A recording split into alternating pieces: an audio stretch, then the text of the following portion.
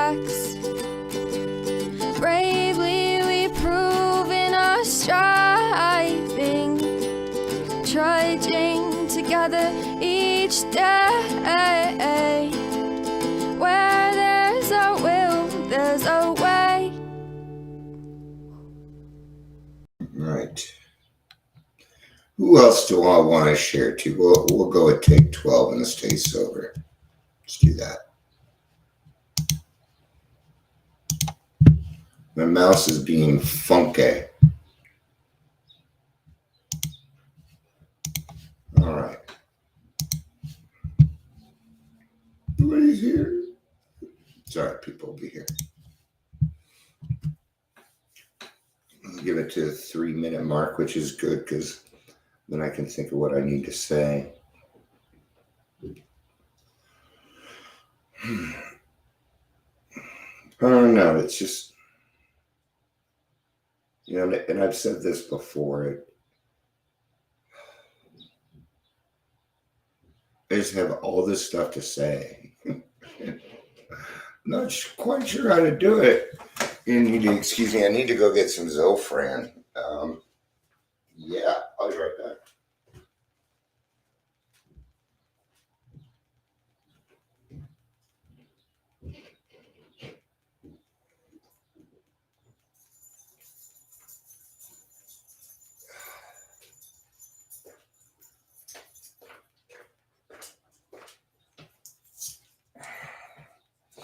All right. No, did anybody miss me? No. Okay. Zofran. Doing drugs.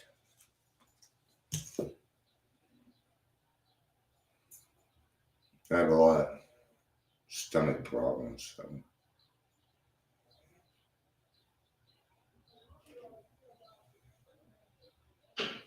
Getting closer to that 3-minute mark. 20 seconds. And I still don't know what I'm going to say. We're going to ask God for some help on this one.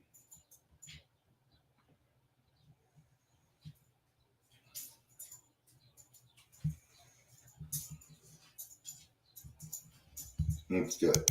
Welcome to Awesome Daily Trudge. If you're here, please say hello, whether you're watching the live or the rewatch. I am thinking a little bit about trying to expand my daily trudge. I think it might be time to start letting more people know. We got some more people showing up here. So, and I haven't really gotten started. This is a little bit harder than I thought it was going to be, because it's hard to describe. So,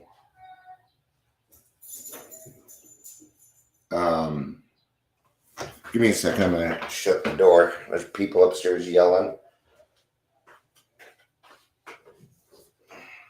Not arguing, yelling. They're looking for a kitty cat, it sounds like.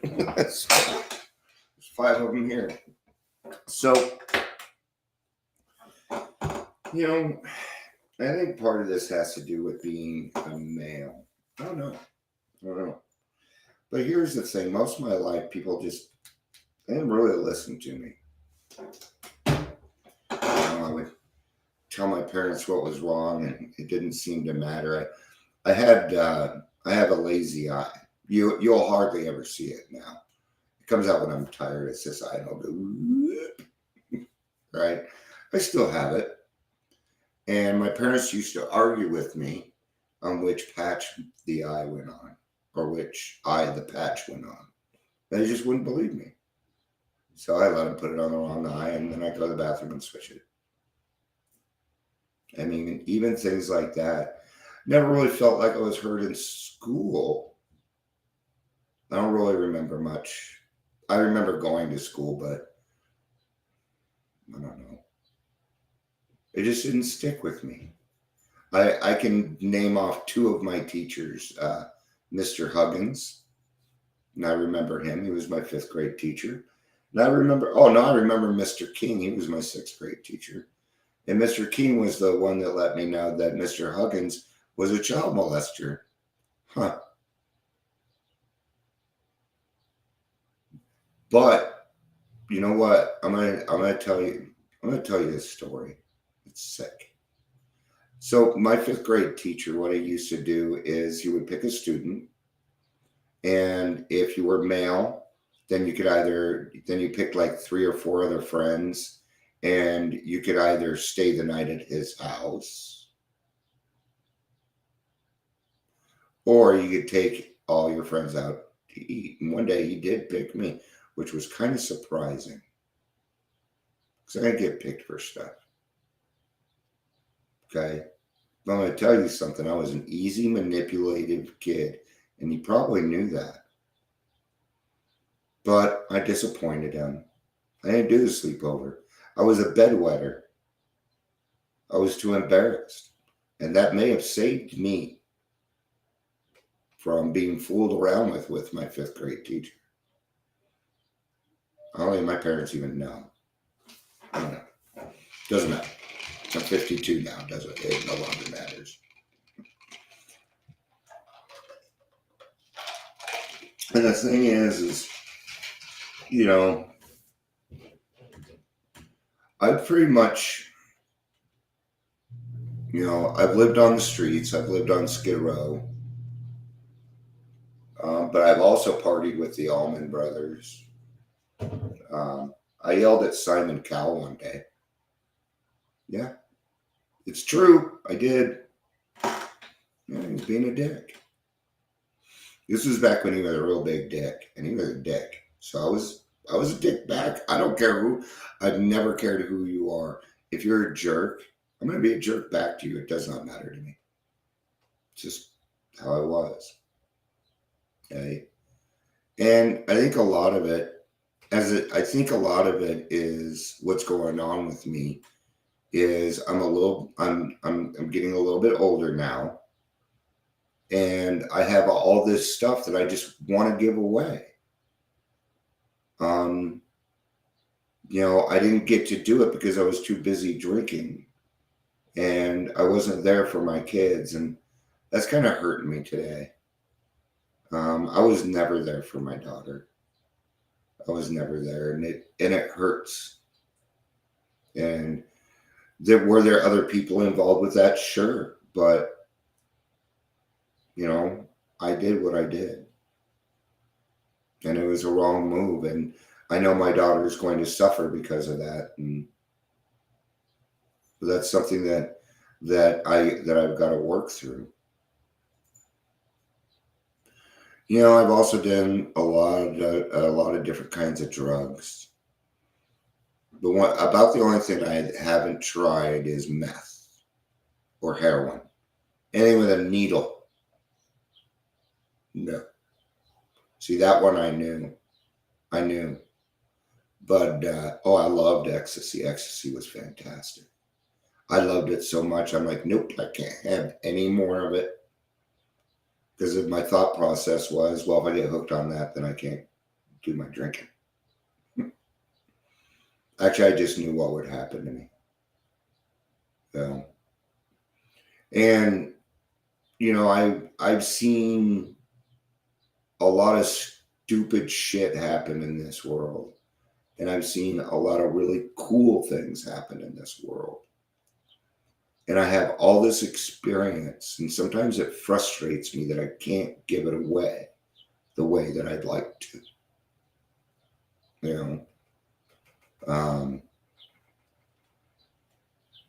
I don't mention it much, but I do wish sometimes the Daily Trudge was like 20, 30 people. Yeah, I liked it too much. And I knew that difference. And now I have this overwhelming urge to help anybody that comes in my path. It's all I ever think about. God is about all I ever think about. Hard topics. And And with it, I get a lot of intrusive thoughts.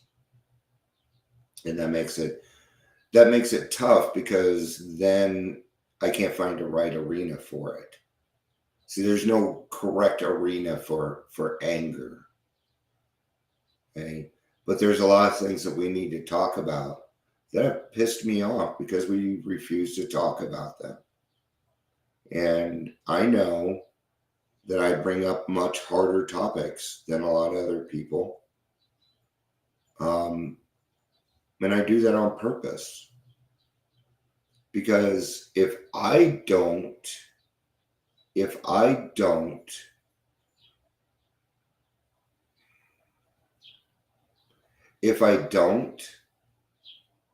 then my kids, my grandkids, they're going to have a world that isn't going to love them back. I'm very scared of fentanyl.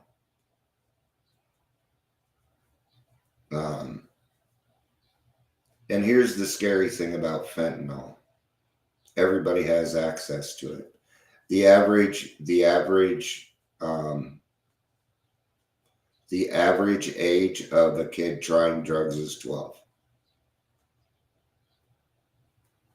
When I was growing up, it was 16. Younger. And these kids are having to grow up much sooner than they need to, because they have Gen X parents.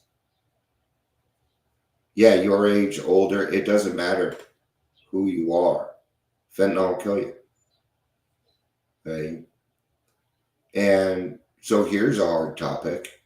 Do we teach teenagers how to use Narcan? I know I'm going to get a pushback on that from parents. I know that I am. Hey, Gary, good to see you. Happy Sunday, brother. Okay. It isn't any different than supplying condoms for kids. So I know I'm going to get a pushback, and this is a hard topic to talk about. And people they don't want to have the hard, and I shouldn't even say hard topics, because they're not that hard. I should clarify that for me. But I've been dealing with, been in therapy since I was 12. I mean, that gives you a good indicator of how long I've had to look at Dion.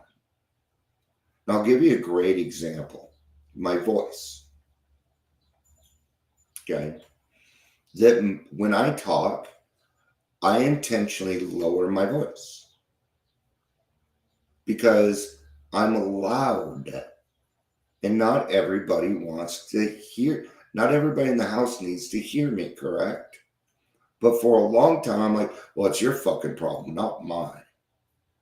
But then I found that when I did start to lower my voice and doing these things, people listened to me a little bit better. And what was that? That was me meeting them where they are at. Now, naturally, because, I knew I was loud. It doesn't take much.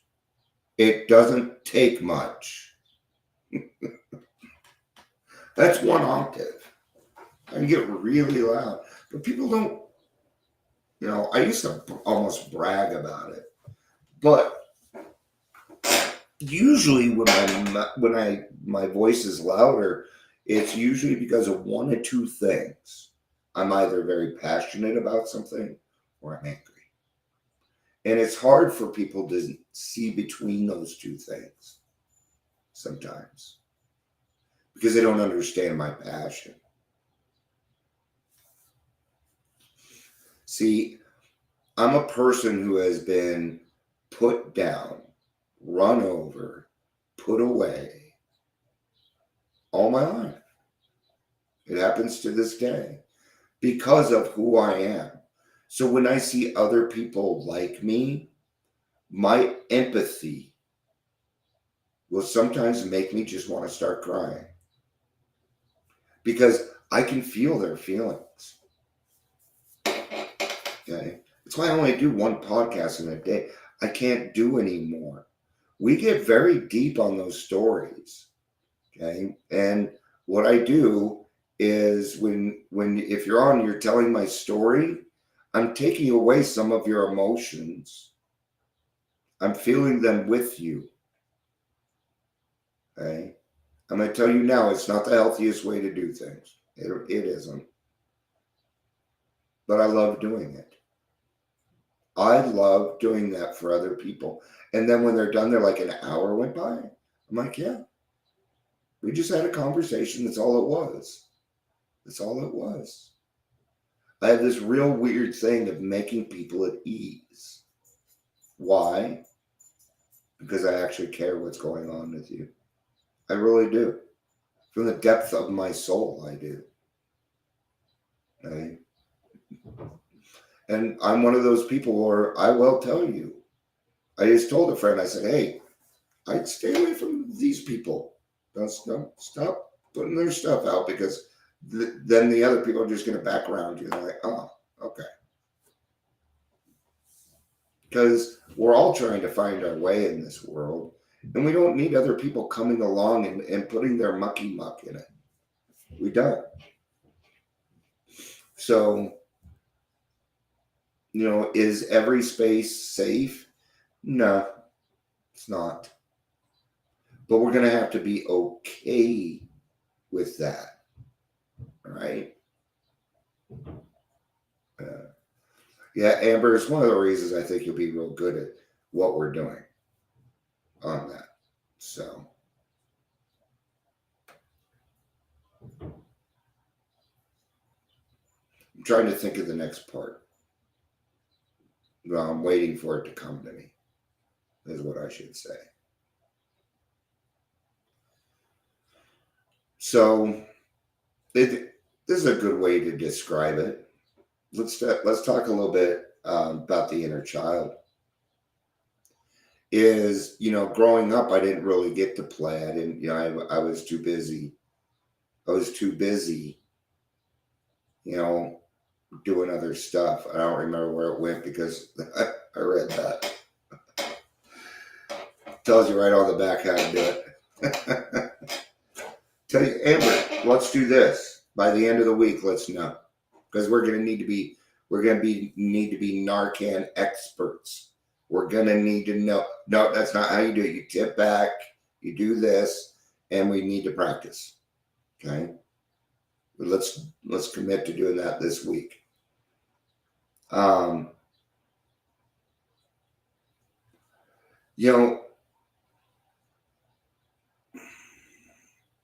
The other thing that kind of gets me is, that's real hard for me, is, a lot of times I want to do this and I want to do that, but it never really seems to make that next stage. And that frustrates me. It's very frustrating. My wife was just talking to me, though, and she doesn't know that I think about this stuff, but she said, Dion, yesterday I was thinking, I was listening to you setting up for the other podcast, and I was thinking about, how this just started with you going on your laptop with some crappy equipment and starting the Daily Trudge 4.5 years ago. And from there, it's just gotten bigger. And now you guys help people all the time, and I love watching it. So see a different perspective, letting me know, hey, Dion, you're helping. Is the goal to help one person a day? Yeah. But that doesn't satisfy me. No, it doesn't. I've become insatiable. I can't get enough. I just can't get enough of helping other people. Because I know that you don't have to live that life. I know that you don't have to live with your anger. I know what it's like to feel like that you just want to be dead. I know what that's like. To think, why am I even here? What's the, If what I'm doing isn't working, then what's the fucking point? You remember that? Yeah. Well, sometimes, I go through a day where I'm like, I don't know that I'm really helping people. I'm feeling stagnant. And then that's when I'll get a message from somebody like, hey, I've been listening to you for the last 6 months and I haven't said anything. I've been listening to you on the bus. I just want to know you really helped me. And I don't know this person.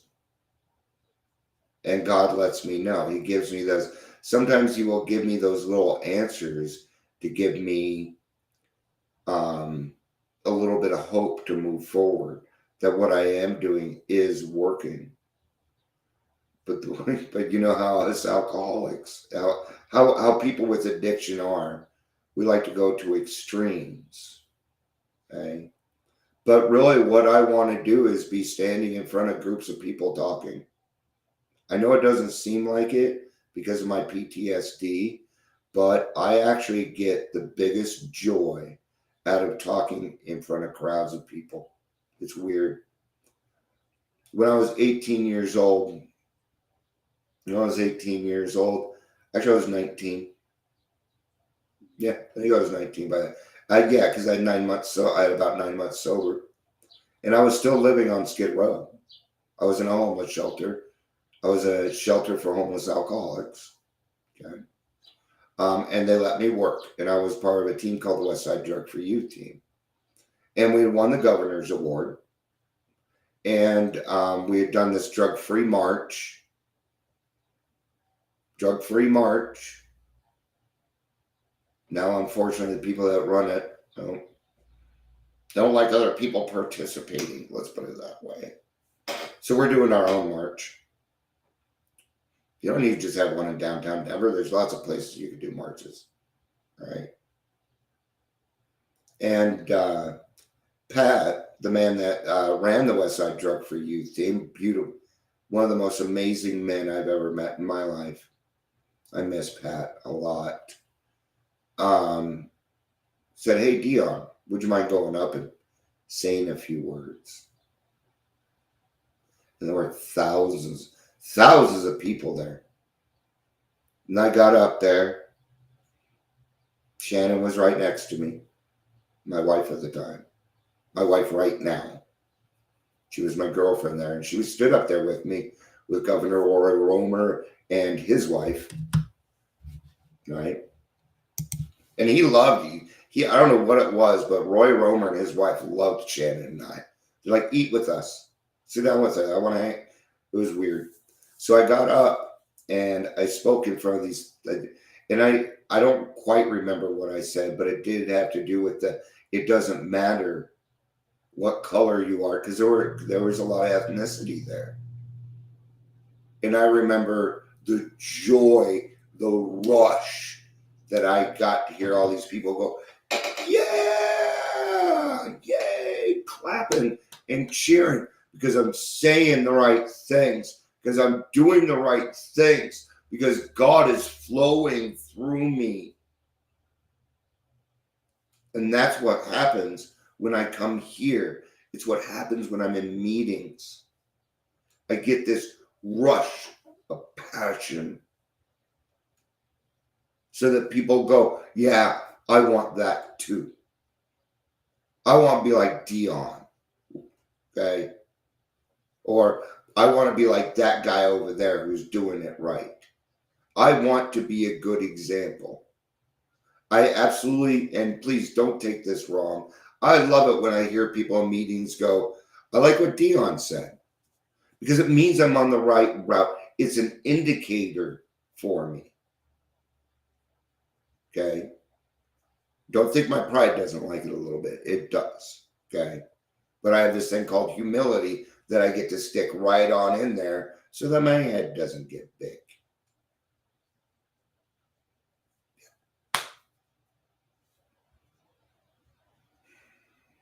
So why do I do it?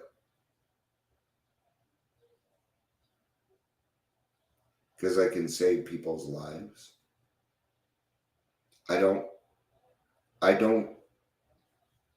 need any more than that. I don't need any other why. Here's another why. Answer to why. Because God said so. I don't want to die and my reputation be one of a drunken alcoholic who destroyed his life. I want to be a miracle.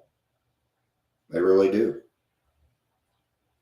And I don't want to be famous. I want to be infamous. And that's different. That means that I want to create something that continues on after I am gone because it doesn't need me. That's what trudging together is. It's my legacy.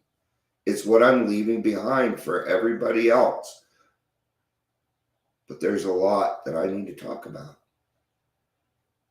There's a lot that we all need to talk about. And it's time to have the hard conversations. So be a person that starts the hard conversations. And don't call it that. Don't approach somebody and say, we need to have a hard conversation. Don't say that.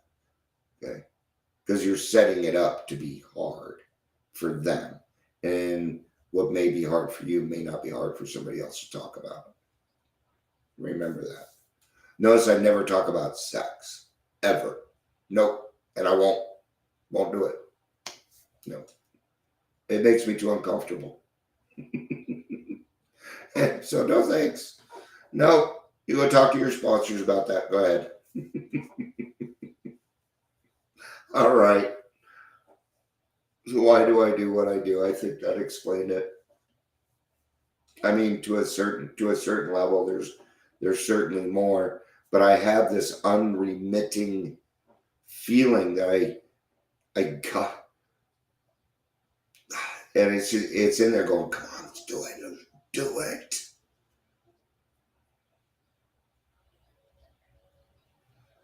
All right. Thank you guys.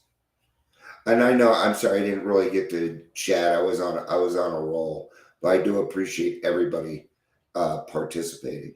Absolutely. So Gary and Amber, thanks for what